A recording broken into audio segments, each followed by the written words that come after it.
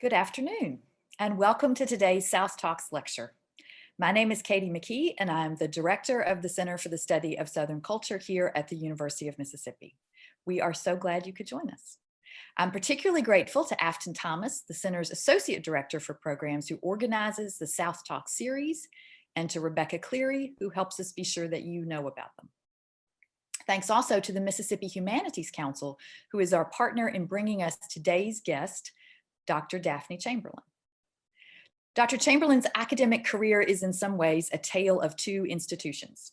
She graduated from Tougaloo College, came to the University of Mississippi to earn both an MA and a PhD in history, and then returned to the faculty at Tougaloo, where she is currently Associate Professor of History, Associate Provost, and Vice President for Academic Affairs. Along the way, she served as the director of the Council of Federated Organizations Civil Rights Education Center at Jackson State University and helped to develop the Mississippi Museum of Civil Rights. Today, she comes back to us at UM via her screen at Tougaloo with a talk from her current research called The Emmett Till Generation, Youth Activism, Radical Protest, and Social Change in Jim Crow, Mississippi. Welcome, Dr. Chamberlain. Thank you, Dr. McKee. It is truly an honor to be able to come back, even in this virtual space, to the University of Mississippi through this Southern Talks presentation. And of course, I would be remiss if I don't start by extending my sincerest appreciation to the Center for Southern Studies for the invitation to speak. And I also have to take this particular platform to thank faculty in the Department of History at the University of Mississippi for the graduate training I received, because it is there where this research was birthed. And of course, never in my wildest imagination would I thought of it as being groundbreaking research, but it has been truly transformative, and it has changed over time. So I am appreciative of this. And I also have to give a special thanks to some Tougaloo graduates who are students at the University of Mississippi. One recent graduate from the Center of Southern Studies, Ms. Hillary Word. I also have to recognize Ms. Reagan Kelly Johnson and also Ms. Jamie Mitchell, both 2019 graduates of Tougaloo College who are in the Department of History at the University of Mississippi. So I thank you all for joining me for this noonday talk. And again, thank you to the Center for Southern Studies.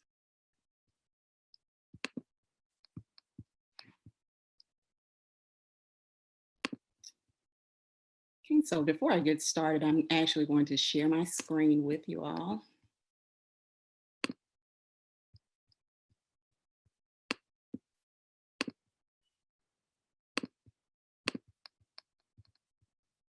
Because I have a few visuals that I would like to share.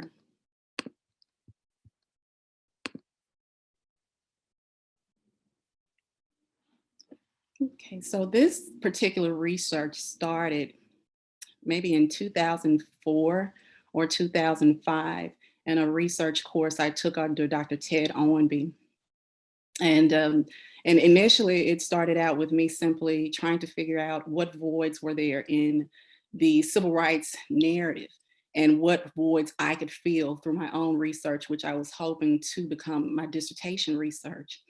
And I reflected on some of the readings that I had done as an undergraduate at Tougaloo College and came to realize that there had not been a lot written on children's activism in the movement. And when I say children, I mean those who are between the ages of 7 and 18.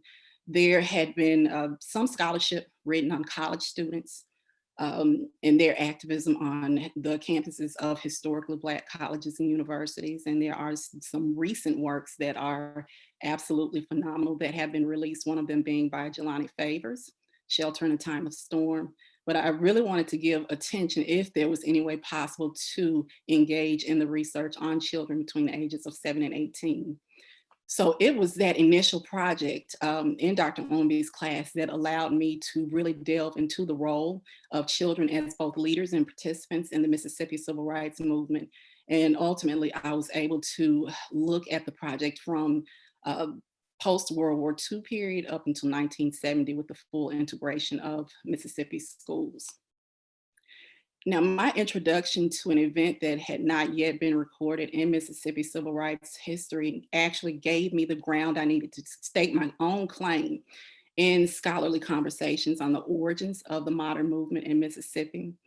And I was able to find information on a youth-led bus boycott that happened in 1946. And of course, I was able to specifically offer a new perspective on the origins of youth activism in Mississippi. And there have been since that time more scholars who have engaged in the conversation on the role of children. And of course, because you see so many scholarly works being released, this does give credence to how instrumental young people were in engaging in radical protests and grassroots activism in Mississippi.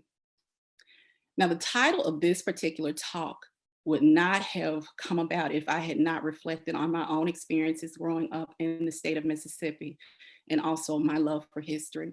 So I must share this story before I actually get into the talk itself. In the early 1990s, my family had just moved back to Mississippi, and I was a fifth grader who was extremely excited about returning to my hometown and being in the class with young people I had gone to preschool with, girls I was in Girl Scouts with, and also my friends who I was in Sunday school with. And after an exciting first day of school, when I got home, I checked the mailbox and found that there was a Jet magazine. Now, if you're not familiar with this particular publication, it is one that was of significance to the Black community since its inception, released by Johnson Publication in Chicago, Illinois. And this is a magazine, a weekly magazine that, of course, made the world for Black folk a little bit smaller by connecting them to news all across the United States, but of course, connecting them to information on people of African descent around the world. And with this particular issue, as a fifth grader, I was only concerned with the top 20 albums and singles, just to be sure my music collection was what it needed to be as a fifth grader. But as I flipped through the books of this, flipped through the pages of this particular issue, not even realizing that it was a special anniversary issue of the magazine, I came across one of the most disturbing images a 9 or 10-year-old could see. And that was the image of Emmett Lewis Till.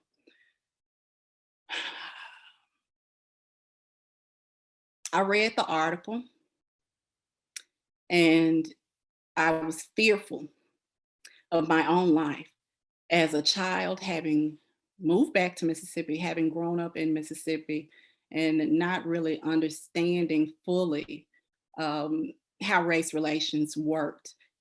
And in my mind, 1955 was not that long ago, even in the early 90s. And when we think about 1955 today, that's not that long ago. But this is a moment that was cathartic for me. And that particular experience all those years ago was a life-changing experience for me.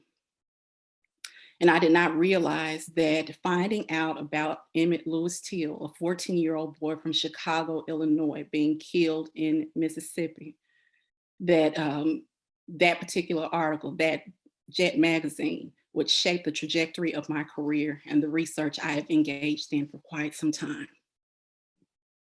So when I reflect on that moment, when I learned about Emmett Till, I liken my fear, my anger, my sadness to those children who in 1955 had learned about the murder of the 14-year-old boy. And my interactions with many of those children of that time have revealed that his murder both marked and defined a generation of youth activists who bravely confronted Jim Crow Mississippi. Hence the title of my presentation, my talk, The Emmett Till Generation, Youth Activism, Radical Protest, and Social Change in Jim Crow, Mississippi. Now, the murder of Emmett Till led to an increase in national memberships for several organizations moving into the late 1950s, especially organizations such as the NAACP with the youth councils that were being established all across the country. And as a result of Emmett Till's murder in August of '55, nationally, youth groups held rallies and prayer vigils in his memory. And despite the murder of Till and the fear that it instilled in many Black children and many Black parents, and especially young Black boys, many youths became involved in the movement that they believed would likely benefit them in the long run.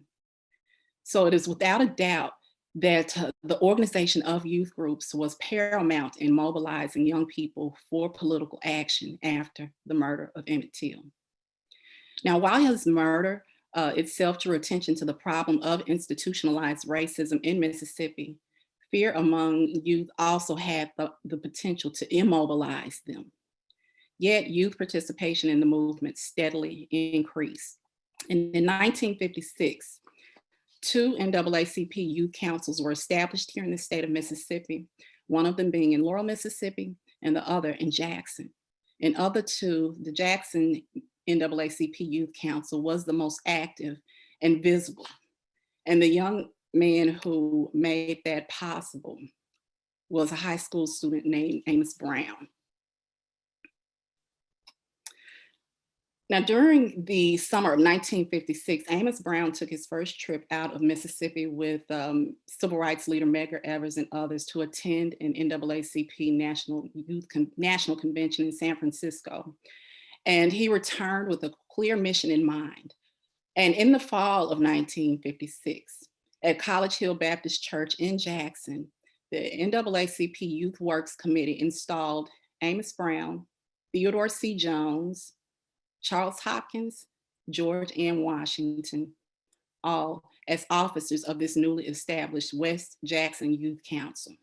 And the image that you see here, Amos Brown is the young man to the second from the right. If you see my mouse, he is standing right here. And of course, all of those other young people are children of other prominent leaders in the Jackson civil rights movement. But at this particular point in time, what we're talking about is 1956, when this youth council was established. Civil rights activities were not really commonplace in the state of Mississippi, but he ended up becoming the youth group's first president. And according to Brown, what the NAACP here in Mississippi made efforts to do was to recruit young people to help accelerate the movement. And as president of the West Jackson Youth Council, at the age of 15, Brown was responsible for getting his peers to focus on inequities and issues affecting Mississippi's educational system. So he called attention to his peers about the lack of resources in schools, separate school systems across the state, inequitable pay for teachers, Black teachers, and also deplorable classroom environments that existed at this time. In 1958, 17-year-old Amos Brown was still president of the West Jackson Youth Council, and he was installed as the president of the Southeast region of youth councils for the NAACP that February. And by that fall, he ended up enrolling at Jim Hill High School for his senior year. Extremely excited about that, but also excited about the opportunity once again to travel with Medgar Evers to Cleveland, Ohio, where the NAACP National Convention was held. And this is where Amos Brown spoke and gave one of the most controversial newspaper interviews that would later impact his enrollment at Jim Hill High School. Now, in this interview, Brown denounced the Jackson separate school system, stating that it did not have adequate facilities or learning materials for Black students. And he called out a number of other deficiencies within the system. And he was even critical of the district's leadership, of the system's leadership. And the superintendent of schools at that time, Kirby Walker, was informed of the interview, and he made it clear to the superintendent of colored schools, James Gooden, that he needed to speak with Amos Brown's mother to notify her that he was aware of the son's interview and trying to figure out exactly why Amos was, quote, unquote, stirring up trouble. Now, as the school year approached, under the advisement of both Kirby Walker and James Gooden, the superintendents, Principal Luther James Marshall at Jim Hill denied Amos Brown enrollment at the school in fear that he would be a bad influence on the other students.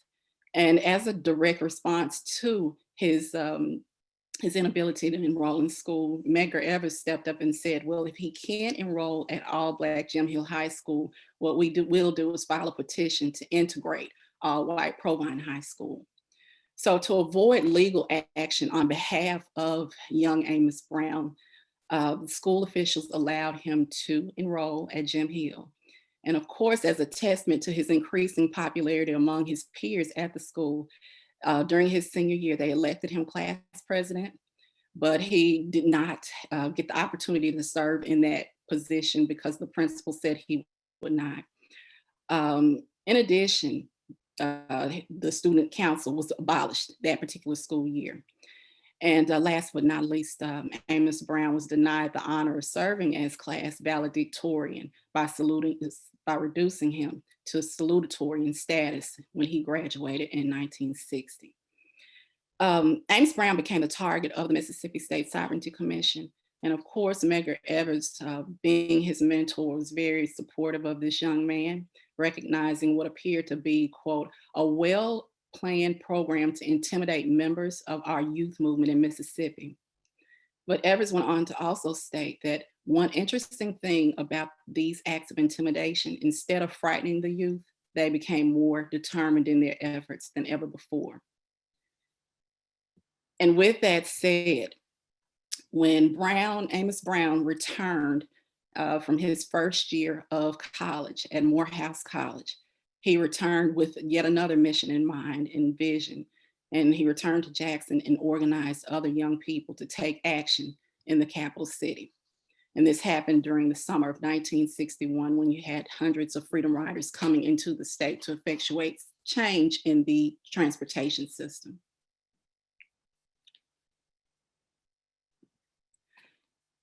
Now, by the early 60s, during this particular period, civil rights activities began to increase across the state of Mississippi, particularly in areas such as the Mississippi Delta, Jackson, and in Southwest Mississippi. And there was one Jackson civil rights leader who was also well known across the state, who made a congressional run for the 3rd District in 1962. R.L.T. Smith made an appeal to Mississippi voters, urging them to wake up. And I'm just going to pause right now for a moment to talk about this idea of waking up. This is a thing that we think about with the current generation, where young people are saying, stay woke. Even in 1966, 1967, early 68, Martin Luther King made reference to Rip Van Winkle and trying to make sure that the Black community did not sleep through times of great social change. So you are hearing, even during the 1960s, civil rights leaders who are invoking statements of making sure you are alert and awake and making sure that your rights are not violated, which is the reason for this, this pivotal moment in history that we call the civil rights movement.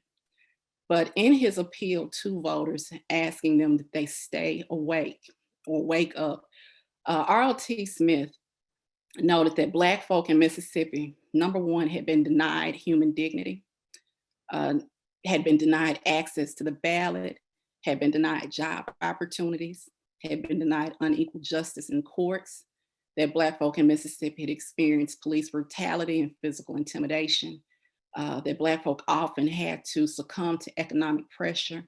And he also made sure that it was understood that young people such as these on the screen did not have adequate educational opportunities before them. And despite their age, young people in the state of Mississippi knew all of these issues too well. And they began extending their protests beyond the boycotts of businesses and also beyond soliciting support for the civil rights movement. These young people were organizing voter registration drives, of course, to get an older generation of African Americans across the state to give consideration to being a part of the political process and making their voices heard at the ballot. Another piece of that was they began targeting segregated events and venues. The handbill that you see before you is one that was created by high school and college students to protest or boycott the Mississippi State Fair. It says segregation must go. Do not be a second-class citizen. Do not attend the segregated fair. And of course, the Mississippi State Fair was also referenced as Jim Crow Fair. But other venues that became points of protest were the zoo, parks, swimming pools all across the state. And in addition to getting out and registering people to vote, targeting segregated events and venues, these young people were willing to go to jail for freedom. This is an image from 1961 of students being arrested, protesting outside of the Mississippi State Fairground. And of course, to show how politically astute these young people were, they even offered their commentary with political illustrations that were included in weekly publications to keep the community informed of movement activity. So this is a political cartoon from a publication from the Voice of the Jackson Movement. And as early as 1960, 1961, Jackson Police Department would make use of police dogs to disperse crowds of demonstrators. And of course, that's what the top part of the image reflects. And of course, the bottom is of young people who have been detained. And the irony of the Mississippi State Fairgrounds, it wasn't just a place of protest for young people, it was also a place of detention. It served as a makeshift jail to detain the hundreds of young people who in 1963 and also up until 1965 who would be jailed for their activism in the movement. And they're asking, is this truly Southern hospitality that you would turn livestock pens into a place of detention for young people who are simply fighting for their freedom? Now, these young people's engagement in the movement did not go unnoticed. And the Mississippi State Sovereignty Commission, much like they did with Amos Brown in the late 1950s, began to track these young people's movement.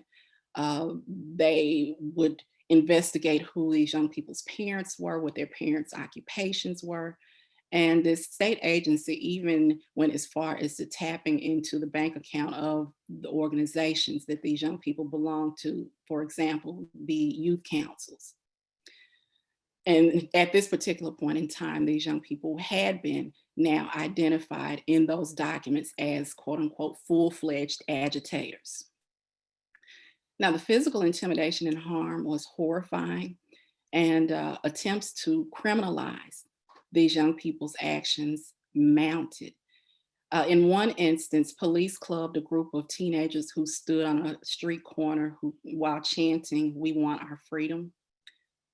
There's another instance of a 14-year-old boy whose family was actively involved in the movement, from the mother to his siblings. He was injured after having fallen out the back of a truck that was used to transport young demonstrators to jail.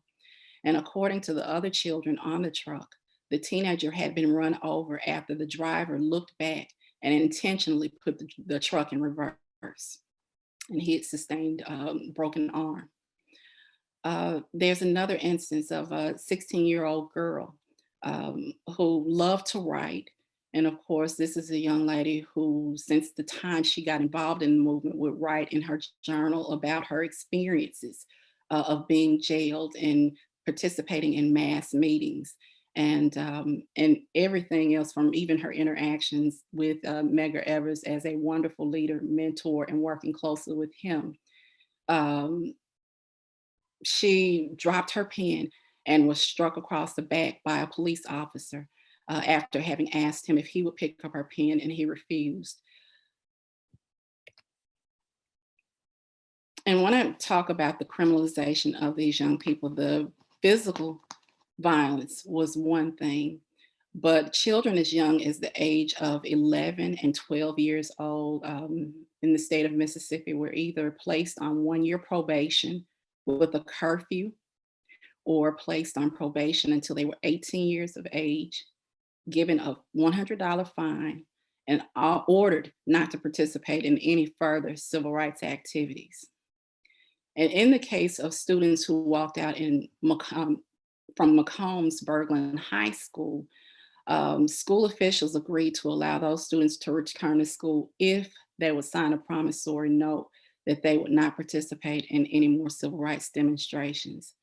And of course, this particular action with this school system set a precedent for how other school officials would handle student activism, students' participation in demonstrations, and even students wearing civil rights paraphernalia to school. They employed similar tactics, and in many instances, students did not comply. Now, all of that said of how children under the age of 18 were treated. For those who were over the age of 18, they remained detained and were given a $100 fine and a $500 appeal bond. And as a part of this conversation, it is really important to note that even though filling the jails was a tactic that was employed across the American South with regard to the civil rights movement, parents in the state of Mississippi became disappointed that no bail assistance was provided by civil rights organizations to get their children out of jail. And bailing children out of jail became extremely expensive, with more and more children participating in demonstrations and being more than willing to go to jail for freedom. They were fighting on behalf of their parents. They were fighting on behalf of their grandparents. They were fighting on behalf of their entire generation and those that will come after them. So going to jail was not an issue for them. They wore it as a badge of honor. And in addition, they wore it as a badge of courage. Now, children's participation in civil rights demonstrations was a radical act within itself. The fact that they were targeting downtown businesses that were found in local communities, the fact that they were targeting uh, events such as the state fair. Those were extremely important to them because, of course, they wanted to change the social action that happened on the ground here in the state. But children's participation in demonstrations, it was radical, and it was extremely radical because there were many people who opposed this particular tactic. For example, Martin Luther King was hesitant about children being involved in the Birmingham Civil Rights Movement in May of 1963. Even years prior to that, Medgar Evers was hesitant in the late 50s and early 60s of children being involved in the movement, but he knew that it was important to train up the next generation of leaders, which is why he wrote in one of his monthly newsletters, make sure you establish youth councils in order that your leadership not die. But there were people like Margaret Walker Alexander, author of Jubilee, author of For My People, and also lived here in Jackson, a neighbor of Medgar Evers, and also taught at Jackson State College for several years. Children's activism garnered attention from people like her. And she captured the importance of their activism in poetry that she wrote, and looking at the power of these young people's actions.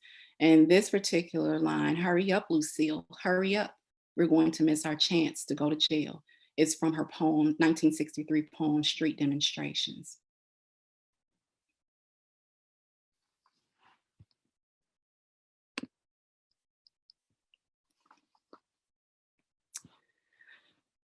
So up until 1965, children continued organizing and participating in civil rights demonstrations from the top of Mississippi to the bottom of Mississippi.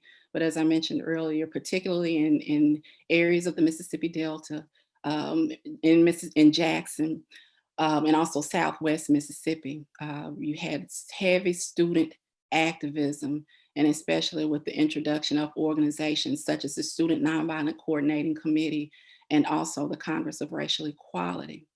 But up until 65, they were organizing and participating in demonstrations.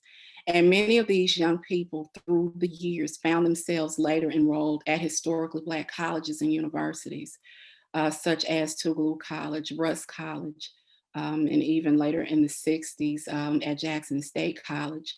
And these were institutions that were fertile grounds for activism that allowed these young people to become leaders of change, and also allowed them to get the type of education that would allow them to transform their own communities and the world.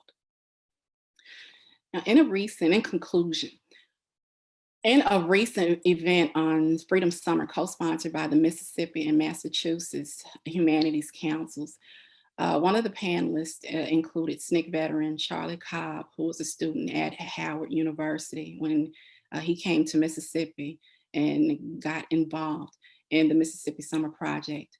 And in his comments, he expressed that he, like so many other young people, were deeply impacted by the 1955 murder of 14-year-old Emmett Till.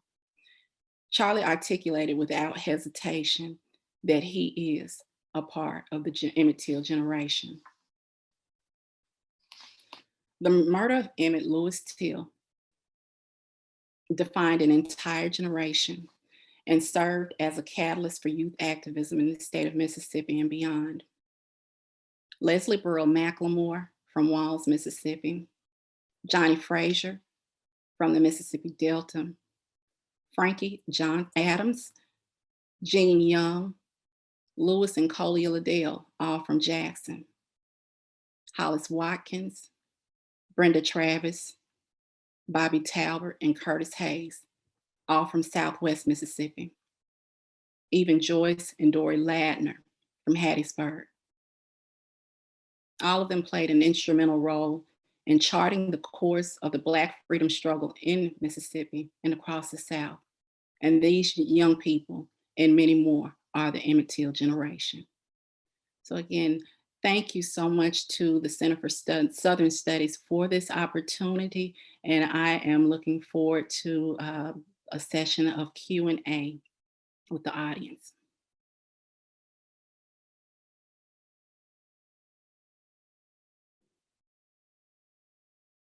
Thank you so much.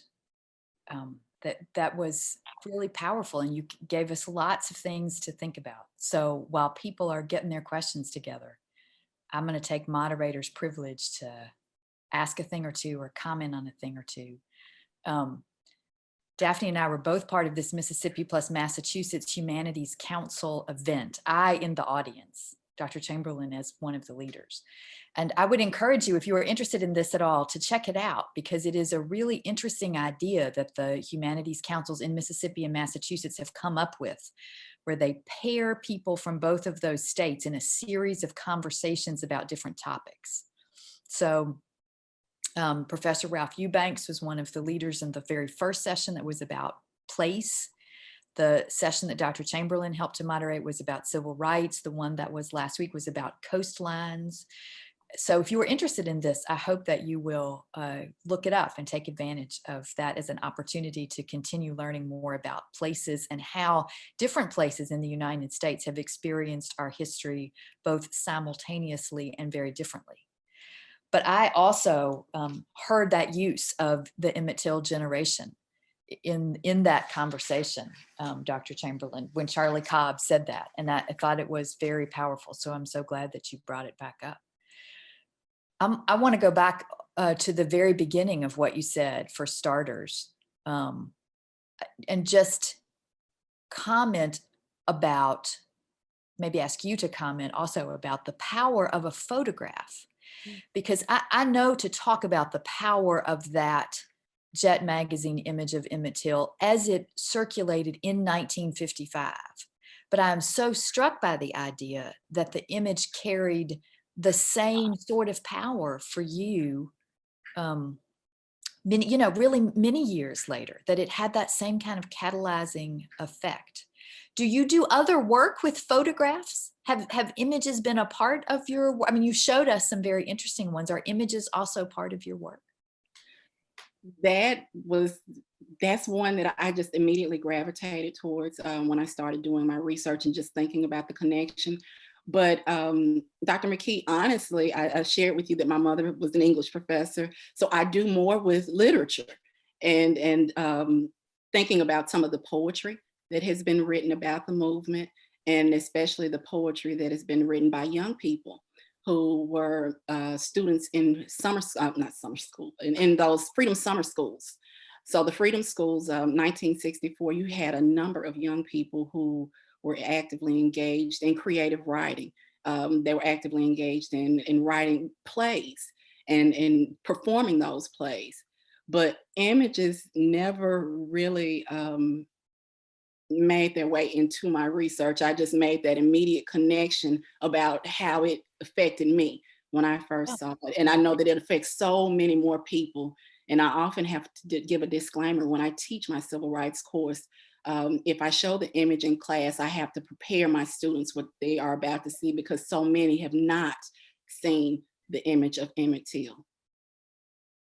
Right. That's a really excellent point, that the power that it goes on exerting is something, I mean, something you can prepare your students for, something you were wholly unprepared for, to just encounter it in your search for the record list or the top 40 or, Yeah, um, it was that music collection, but I think that in spite of the music collection, that really solidified my passion for history. It made me go and ask my parents more mhm. about that particular period in time and what my grandparents, maybe great grandparents' experiences were as African Americans living in and having lived their entire lives in the state of Mississippi. So I have to think on when I reflect on moments that have changed my life. That is one of the ones that really did something to me, and I am in awe of how Emmett Till's mother carried herself with grace in making sure that she shared with the world what had been done to her child in one of the most vulnerable moments of her life. Yes, yes. We were talking about being parents earlier, and I think that it doesn't take much of a stretch of imagination to think about how amazing that moment really is. And that actually leads us right into some of the questions that we are getting here. So let me pose some of these. So Laura Wilson asks, hello, Laura. Laura Wilson asks, could you talk about the parents of these youth activists and how they encouraged their work or felt about their work? And then she says, I'm thinking of the fact that Emmett Till's death was almost framed by his mother as a call to action. So what are the roles of mothers and fathers in the story that you're telling? That's a really good question, Laura, because that is something one of the young people I interviewed, who's not such a young person now, said that I should move in the direction of exploring the stories of the parents themselves. Um, for some of the ones, especially Amos Brown, and then I think I showed the picture of the 12-year-old standing at the podium behind the NAACP sign. Those are young people whose families were involved in the movement. So it was part of their DNA.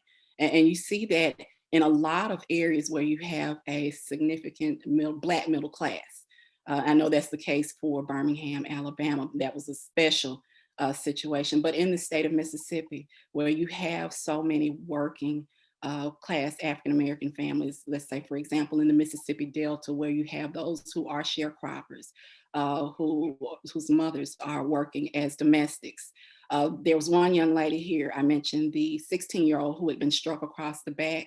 Her mother was a domestic, but her mother said, go out and fight for my freedom, fight for your freedom, fight for our freedom, because I can't do it.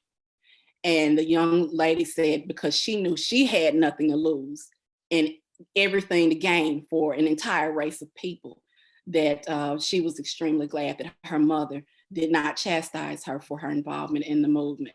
But in all of the interviews that I conducted, and even just some of the transcripts read about young people being engaged and involved in the movement, especially for the state of Mississippi, Many of the parents were extremely supportive. There were times when parents didn't even know their children were involved in the movement, and there were some real concerns and fears of safety and having to replay the murder of Emmett Till in their mind and hoping that would not happen to their child. But great support from parents, but many were involved in the movement in some shape, form, or fashion, or supportive of the movement, even though they had to navigate in the background as much as possible so they would not have to be impacted by the loss of a job or succumb to any type of economic pressure from the establishment. I really appreciate that kind of granularity to the work that you were doing, to get down to think about circumstances in individual families, circumstances for individual parent-child relationships. I mean, you know, we talk about the civil rights movement in all capital letters, but thinking about how that plays out in an individual home, one right next to another, with people who are making decisions about the future, about the safety of their children. That I really appreciate that granularity to what you were doing. So let's see, we have some more questions. Anthony Syracusa wonders, and makes a good connection to what we were just talking about, if you have done any work or interviews with contemporary youth to understand the memory or the legacy of Emmett Till on activism today. Hi, Anthony. Anthony is a friend of mine. So I have to say hello and thank you so much for joining.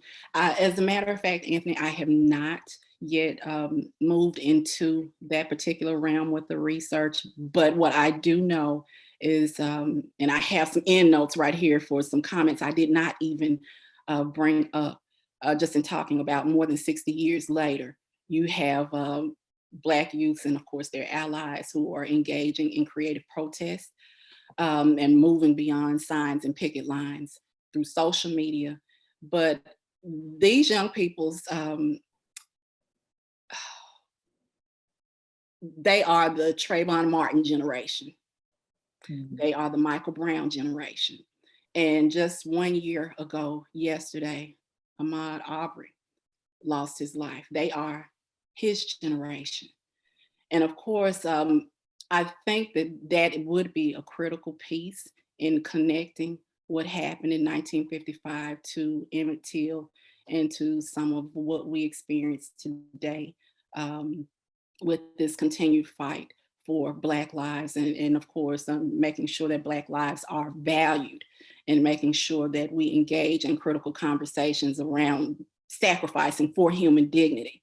But that's something that I would not mind getting into, but I think it's important if we can link the past to the present to really make sure that there's some context for what's going on in 2020, 21 and beyond. Well, here's a question that maybe it goes back to youth that you have been talking about, from Don Mason, who asks, which of the student activists that you have been focused on in your presentation today, who is still alive, and are you in touch with them? Do you talk with them also about what it's like to look back? One of the beautiful things about working at my alma mater, Tougaloo College, is there's a rich history there, from being founded on the grounds of a former slave plantation to being the cradle of the civil rights movement. And it also is the home of the organization, the Veterans of the Mississippi Civil Rights Movement. So many of the people I interviewed are members of the organization. Many of them are still living. I mentioned Amos Brown, the first vignette of the young man who was mentored by Medgar Evers. In 1956, he went to San Francisco, and one of the churches that he visited there, he ended up becoming the pastor in 1976. And Amos Brown is now on the board of directors for the National NAACP. And yes, I do keep in touch with him. So that was one of the connections I was trying to make, that many of these young people, of course, because we're talking about Jim Crow and attending institutions that provide these opportunities for higher education, and also being these fertile grounds for expanding the intellectual capacity and also building leaders for Black communities. Amos Brown is one of those examples. The 12-year-old, once again, who was standing on the chair at the podium. Dr. Eugene Young is no longer with us. He passed a few years ago, but his mother was involved in the movement. His brothers were involved in the movement. He went on to Jackson State College, and he was one of the students who was able to calm an angry student body after the murders of 1970 of Philip Gibbs and James Earl Green. And he went on to become a college professor. Hollis Watkins, who I mentioned, he is the director of the Veterans of the Mississippi Civil Rights Movement, also the founder of a nonprofit organization here in Jackson, Mississippi, Southern Echo, that does a lot of profound work, transformative work around redistricting, education, and voter rights. Mr. Watkins is still active. And even though the title of the organization is Veterans of the Civil Rights Movement, these people are not veterans. They are still actively engaged in this ongoing struggle for Black freedom. And I keep in contact with many of them. And just in reflecting on the movement, I think one of the most powerful statements I've ever heard came from Hollis Watkins, two statements. He said at the time he became involved in the movement, it was their message, young people's message to the older generation was extremely clear, that move over so we don't have to step over you, because they were going to run to the front of the line to make sure that freedom was won for the community. But then as he reflects on everything that happened post 1965, after the passage of the Voting Rights Act, he also made it clear, and I've heard him speak in front of several audiences to young people, saying that he feels sometimes like his generation dropped the ball and did not make sure that the generation to follow was able to take the baton and carry it forward. But I think that young people here in the state of Mississippi, I say Albert Sykes being one of them, Macy Brown, young person from Jackson, who's now a freshman at North Carolina A&T University. These are young people who have learned from the lessons of the past. They have sat at the feet of many of these individuals who were young. And I don't think that we need to relegate their stories to the past, because there are lessons that we can learn and also apply in some shape, form, or fashion to this ongoing struggle. So yeah, it feels good to be connected to people in that way, where I can call them at any moment and really just hold the phone and listen, or just sit in their presence and listen to these wonderful stories that somebody has to capture, because they won't be here forever. You have generated quite a few questions here in our Q&A box, and we are not going to probably get through all of these, everybody. I'm just warning you. Let's talk about this maybe just for a minute. Well, actually, just to build off of what you are saying right here. Here are two questions we can combine, I think. What are your further observations about the activism of the children and grandchildren of the Emmett Till generation?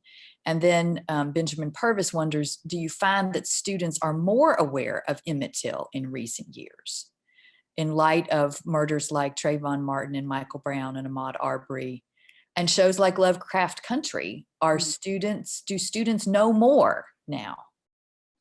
Okay. So the children and grandchildren of the Emmett Till generation, I think that's a great question, because many of them are carrying on the legacies of their parents and their grandparents. I know she would be upset with me for bringing this up, but Hillary Ward is a perfect example. Her grandmother was actively involved in the civil rights movement, and also involved with prison reform here in the state of Mississippi. So we're talking about generational legacies, that preserving those histories within the family, which can have not just an impact on the direction the family goes in, but also that can have an impact on history. as our responsibility as scholars to share and disseminate this information, but also being in the classroom, that is our responsibility to make sure those stories are shared with the students whose lives we touch on a daily basis.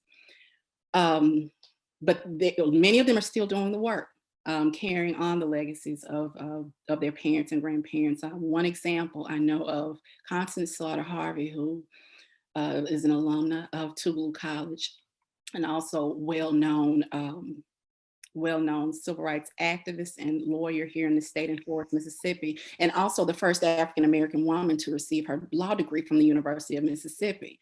Her daughter is the executive director of a nonprofit organization she has founded. And this is an organization that focuses on education, education reform, and also providing educational opportunities.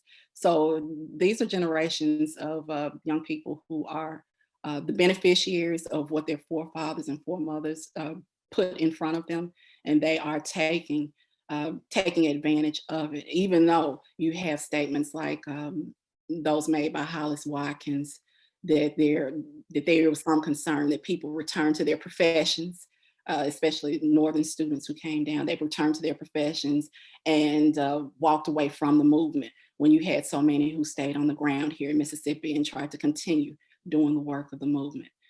And I think that goes to the last piece of the question about this generation knowing more about Emmett Till than maybe previous previous decades. With the murder of Michael Brown, with the murder of Trayvon Martin, that's where the power of imagery comes in, because you see so many illustrations. I think after the murder of those two, there was an image that came out with Emmett Till, Trayvon Martin, and Michael Brown. So you have more young people who are able to make the connection on this long struggle to make Black life matter. And I think that if we continue to convey those types of messages, and also making sure that young people understand history, we can engage in thoughtful conversation and also move toward collective action to bring about substantive change. I'm going to ask one more that kind of takes us back to where we started, and then we're going to finish. It's not a fast or easy question, or it doesn't have a fast or easy answer. But I started out talking about your experiences at Tougaloo and then your experiences at the University of Mississippi. So let's go back to that tale of two institutions. Cade Smith asks, what opportunities do you see for HBCU institutions like Tougaloo and predominantly white institutions like the University of Mississippi to work together? And he has a couple of ideas. He mentions co-creating or co-hosting summer residential programs, or I don't know. I would leave that as an open-ended topic of discussion.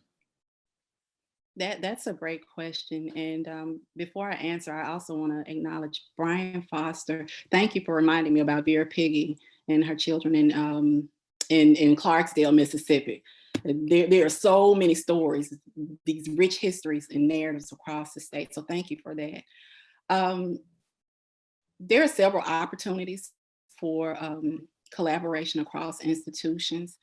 And I think one of the ways in which I have given back to the University of Mississippi is offering up opportunities for my students to see what type of graduate education they can receive there. So that's one way in which I've tried to connect the work that I do at Tougaloo to the experience I had at the University of Mississippi. But just this past summer, after the murder of George Floyd, Tougaloo College established its Reuben B. Anderson Institute for Social Justice. And with this institute, there are so many moving parts, but the main focus points are, of course, with curriculum development around social justice studies, leadership development, and also public policy. Because what we really want to do is focus on some major areas around voter education, voter registration, education, health disparities in the state of Mississippi, and also workers' rights, but making sure that we focus on these unique instances of what happens here in this state of Mississippi, even though we know that there are things going on in other states, but really looking at what is impacting marginalized communities here in this state. And with that said, with the Institute, I think that that is a starting point for us to think about maybe these summer workshops or these residential experiences for not just students, but I believe they can be enriching for faculty members as well, and bridging this divide between institutions, one being an HBCU and the other one being a predominantly white institution, and also the one of the flagship institutions in the state. But this opens room for meaningful conversation, transparent, authentic conversation on issues of social justice, but also even race relations here in the state. I think one of the most powerful exercises that I made a part of my African American history class when I taught at the University of Mississippi was a final project called A Crisis in the Village. And we would often go out in the Grove and meet just to come out of that traditional classroom space. And I assigned students to work in certain groups, not knowing of their economic background or socioeconomic, even their political background. Of course, race was apparent, but just making sure that it was a really well blended group of young people. And it ended up being one of the most powerful exercises where students started realizing that they had more in common than they had different. So through this institute, I think that Tougaloo College and the University of Mississippi, this is a rich opportunity for us to be able to work together and also bring about real change here in the state. And I think that will make a good model for other institutions, not just here in this state, but also across the South and this nation. Let's keep talking about that. I would love for us to continue that conversation. And I want to thank you for this great conversation that you have had with us today. It has been all of the things that you just said. It has been authentic.